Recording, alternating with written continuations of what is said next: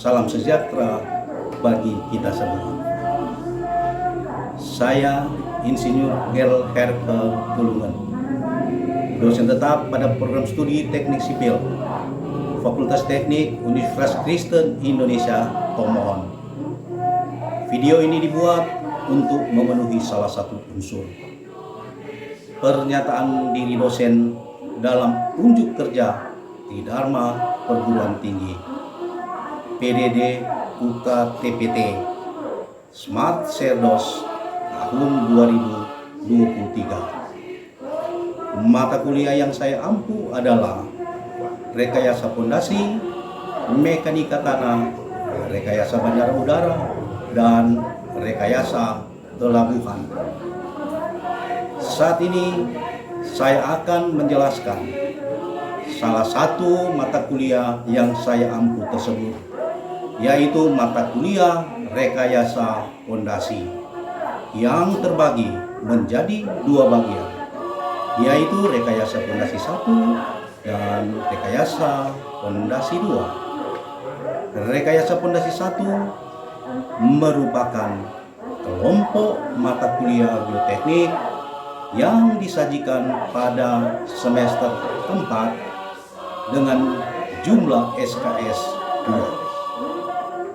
Mata kuliah ini dapat dikontrak setelah mahasiswa lulus dalam mata kuliah Mekanika 1 dan Mekanika 2. Metode yang saya gunakan dalam pembelajaran untuk mata kuliah adalah Student Center Learning atau SCL dengan memenuhi komponen DIE, Delivery Interaction Assessment. Delivery dilakukan dengan penyampaian bahan tayang PPT, modul, dan atau buku referensi melalui metode daring atau online lainnya, termasuk video conference atau melalui WA group. Interaktif dilakukan melalui diskusi, melalui metode daring dan online, WA atau video conference, atau di dalam kelas. Assessment dilakukan melalui tugas, assignment, dan quiz melalui metode daring online lain yang termasuk email dan WA. Deskripsi singkat mata kuliah. Capaian pembelajaran. A. Capaian pembelajaran lulusan atau CPL. Mata kuliah ini merupakan komponen utama dari capaian pembelajaran lulusan, yaitu pertama, mahasiswa mampu mengidentifikasi, merumuskan, menganalisa, dan menyelesaikan permasalahan bidang rekayasa teknik sipil. Kedua, mahasiswa mampu merencanakan, merancang, dan menyelesaikan desain bidang rekayasa teknik sipil. B. Capaian pembelajaran mata kuliah atau CPMK. Capaian pembelajaran yang diharapkan setelah lulus mata kuliah ini adalah: 1. Mahasiswa mampu menjelaskan pondasi dangkal, pondasi dalam, dinding turap, dinding penahan tanah. Kedua, mahasiswa mampu merencanakan pondasi dangkal, pondasi dalam, dinding turap, dan dinding penahan tanah. Yang ketiga, mahasiswa mampu menentukan jenis penyelidikan tanah untuk perencanaan pondasi. Pengenalan tentang mata kuliah rekayasa pondasi. Rekayasa pondasi merupakan salah satu aspek penting dalam pembangunan suatu bangunan. Mata kuliah rekayasa pondasi hadir sebagai pengantar bagi mahasiswa teknik sipil yang ingin mempelajari teknik-teknik dasar dalam perencanaan, desain, dan konstruksi pondasi yang kokoh dan aman. Dalam mata kuliah ini, mahasiswa akan mempelajari berbagai aspek pondasi seperti jenis pondasi, metode analisis dan desain pondasi, serta pengaruh tanah pada pondasi. Materi yang diajarkan dalam mata kuliah rekayasa pondasi. Pertama, jenis-jenis pondasi. Mahasiswa akan mempelajari tentang jenis-jenis pondasi, seperti pondasi dangkal, pondasi dalam, pondasi terusan. Selain itu, mahasiswa juga akan mempelajari tentang pondasi morpail, pondasi tiang, dan pondasi balok. Yang kedua, metode analisa dan desain pondasi. Mahasiswa akan mempelajari berbagai metode analisis dan desain pondasi, seperti metode perhitungan beban, metode perhitungan kekuatan, dan metode perhitungan deformasi. Mahasiswa juga akan mempelajari tentang penggunaan software terkait dalam analisis dan desain pondasi. Ketiga, pengaruh tanah pada pondasi. Mahasiswa akan mempelajari tentang pengaruh tanah pada pondasi, termasuk peran konsolidasi tanah, stabilitas lereng, dan kemampuan tanah untuk menahan beban pondasi. Mahasiswa juga mempelajari cara mengidentifikasi karakteristik tanah untuk memilih jenis pondasi yang tepat. Berikut contoh pembelajaran yang saya lakukan untuk mata kuliah ini secara daring. Melanjutkan perkuliahan rekayasa pondasi 1 dalam materi pertemuan kedua, langkah-langkah perencanaan pondasi. Adapun yang menjadi prasyarat dari mata kuliah rekayasa pondasi adalah mekanika tanah dan 1, mekanika teknik 1 sudah harus lulus. Pondasi. Semua konstruksi yang direkayasa untuk bertumbuh pada tanah harus didukung oleh suatu pondasi. Pondasi adalah bagian dari sistem rekayasa yang meneruskan beban yang ditopang oleh pondasi dan beratnya sendiri ke dalam tanah yang terletak di bawahnya, sehingga harus dilakukan perhitungan atau perancangan sehingga pondasi mampu menahan beban yang bekerja di atasnya. Dalam kuliah ini saya mengambil contoh dari denah pondasi telapak, di mana bentuk pondasinya adalah B kali L, dan kedalaman pondasi dari tanah dasar adalah D.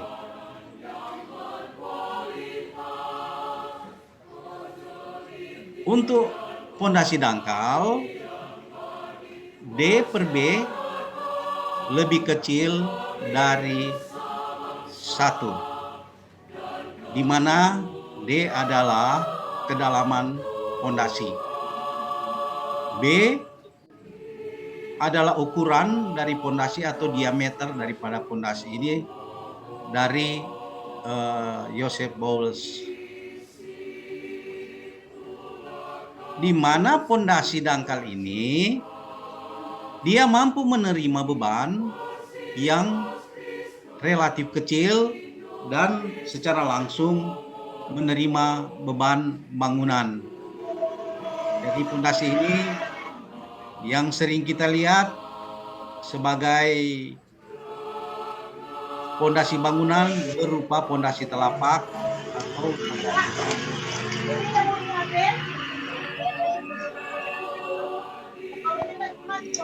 kemudian untuk pondasi dalam, di mana D per B lebih besar dari A4.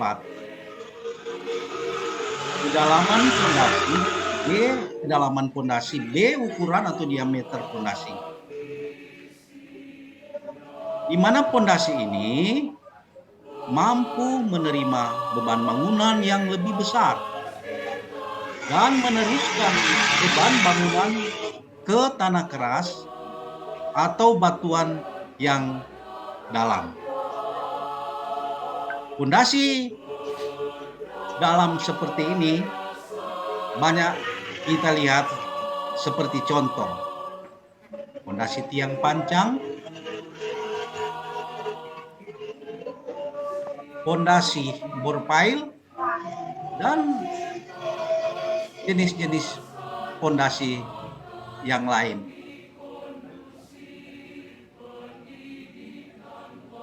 Mari kita lihat langkah-langkah perhitungan. Tentu yang pertama adalah sebelum kita melakukan pemilihan jenis pondasi, kita harus melakukan penyelidikan tanah. Dan sebagaimana yang saya sudah sampaikan tadi, bahwa penyelidikan tanah ini kita belajar dari mekanika tanah 1 dan mekanika tanah 2. Sehingga menjadi prasyarat bagi mahasiswa untuk mengambil mata kuliah rekayasa pondasi ini.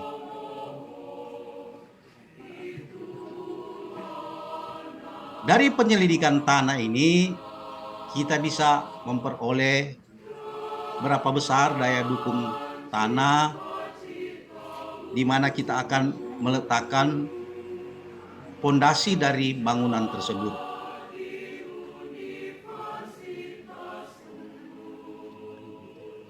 Ada beberapa cara untuk mengetahui jenis atau tipe tanah atau tegangan tanah yang ada di lokasi yang akan kita rencanakan untuk pembuatan pondasi untuk mendukung bangunan struktur di atasnya. Yang pertama adalah boring. Jadi ini dilakukan dengan melakukan pemeriksaan tanah dari permukaan sampai kedalaman tanah mencapai tekanan tanah yang sudah memadai atau sampai kita memperoleh tanah keras atau tanah yang berbatu. Yang kedua adalah kita melaksanakan sondir. Sondir pada dasarnya kita lakukan juga untuk menghitung, untuk memperoleh tegangan tanah yang terjadi.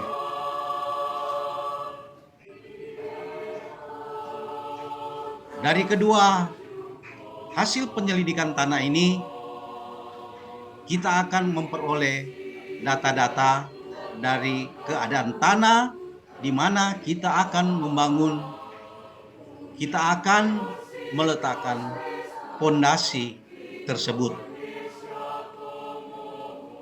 Setelah kita memperoleh hasil data-data, analisa data dan penyelidikan tanah, kita bisa menentukan jenis pondasi apa yang akan kita bangun. Yaitu bagian kedua ini adalah pemilihan jenis pondasi. Pemilihan jenis pondasi ini tergantung dari struktur bangunan yang ada di atas pondasi tersebut dan tergantung dari jenis atau tipe tanah di mana bangunan tersebut akan kita letakkan. Sebagaimana kita ketahui di atas bahwa dalam penyampaian tadi bahwa pondasi dangkal itu diameter atau ukuran pondasi berbanding dengan kedalaman itu lebih kecil dari 1. Kemudian untuk pondasi dalam kita akan melihat kedalaman pondasinya berdasarkan hasil daripada boring dan sondir. Jadi data-data tanah itu kita gunakan untuk memilih apakah kita memakai pondasi dangkal atau memakai pondasi dalam sesuai dengan persyaratan yang ada di atas tadi, yang saya sudah sebutkan tadi. Setelah kita memilih tipe-tipe pondasi yang tepat untuk bangunan tersebut, kita akan melaksanakan perhitungan daya dukung pondasi. Sebagaimana kita ketahui bahwa ada banyak rumus-rumus perhitungan untuk daya dukung pondasi. Untuk pondasi dangkal, perhitungan pondasi kita bisa menggunakan rumus Tersagi.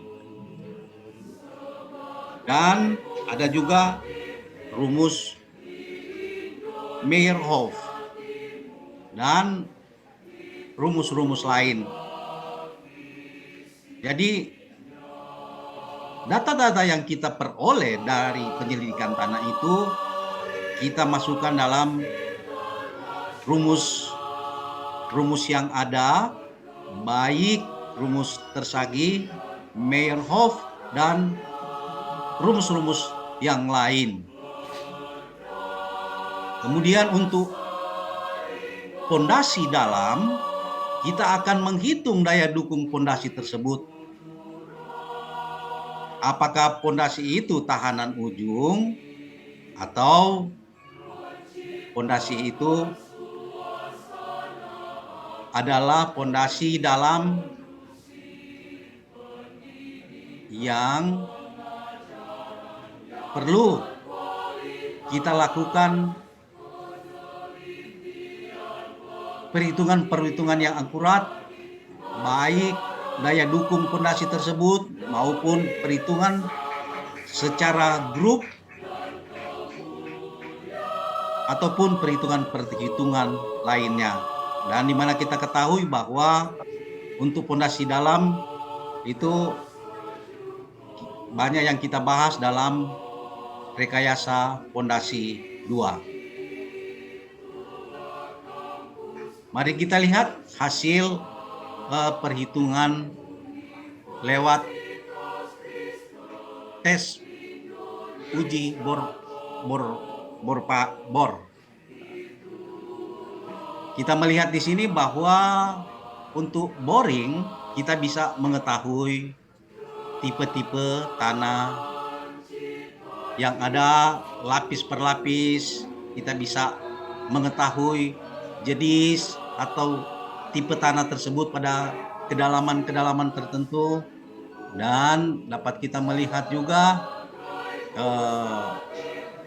sampai kedalaman beberapa meter tanah tersebut padat, atau dengan kata lain nilai SPT-nya sudah di atas 50.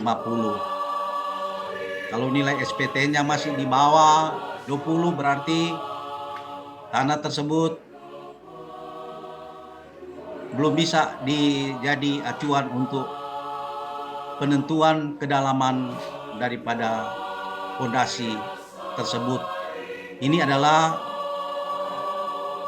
data borlog, dan kalau kita melihat ini pada kedalaman 20 kita memperoleh tanah keras dengan SPT di atas 50, dan tipe fondasi yang akan dibangun di sini adalah tipe fondasi tiang pancang atau bor pile.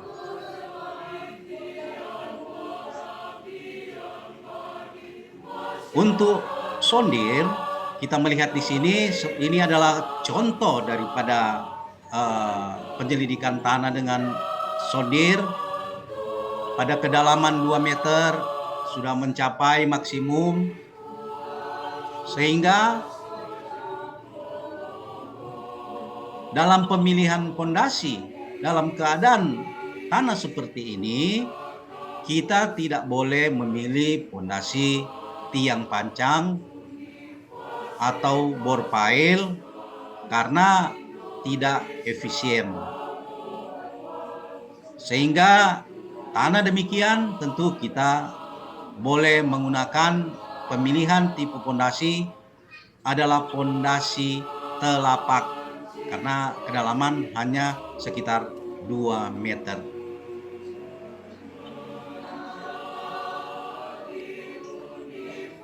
Sekian dan terima kasih adik-adik mahasiswa. Kalau ada yang ingin bertanya,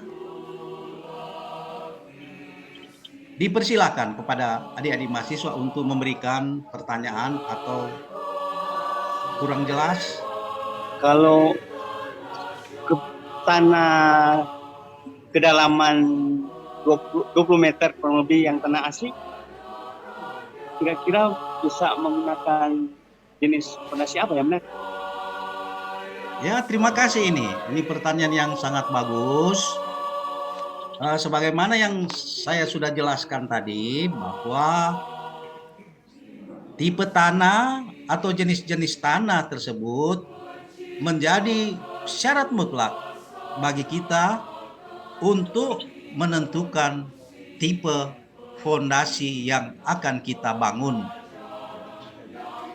Kalau tanah kerasnya mencapai di atas sampai 20 meter atau ke atas, berarti kita harus membangun fondasi. Pilihan yang pertama bisa tiang pancang, bisa juga bor pile, karena ini sudah masuk pada kategori fondasi dalam. Dan untuk memilih apakah kita menggunakan bor pile atau tiang pancang atau jenis fondasi dalam lainnya, tentu kita menyesuaikan juga dengan keadaan lokasi yang ada. Artinya, kalau lokasi pelaksanaan pekerjaan itu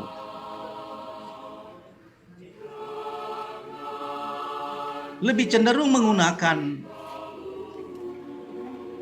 tiang pancang, tidak masalah kita menggunakan tiang pancang, karena mungkin kita melihat di daerah tersebut peralatan yang tersedia adalah ada alat pancang.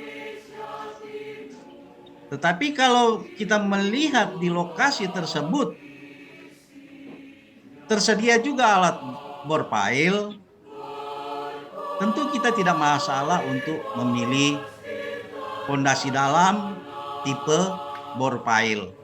Jadi kita tentu pertimbangan secara ekonomis dengan pertimbangan alat mana yang ada di lokasi, itu mungkin yang menjadi pertimbangan kita untuk menentukan kedua-duanya bisa dipakai. Tentu kita melihat mana yang lebih ekonomis di daerah tersebut. Dan untuk kedalaman seperti ini, kita tidak bisa menggunakan lagi pondasi dangkal. Jadi jelas? Jelas, Ner. Sudah jelas? Ya, makasih, Ner. Jadi terima kasih. Ada pertanyaan dari Ner. Kalau bentuk seperti ini, data hasil sondir tanah seperti ini, kira-kira menurut adik-adik mahasiswa, tipe pondasi apa yang paling cocok kita buat di tipe tanah seperti ini? Ada yang bisa menjawab? Kalau dilihat dari kedalamannya ini, Ner, hanya 0 sampai 2 meter. Kira-kira ini bisa dipakai pondasi telapak, Ner. Izin.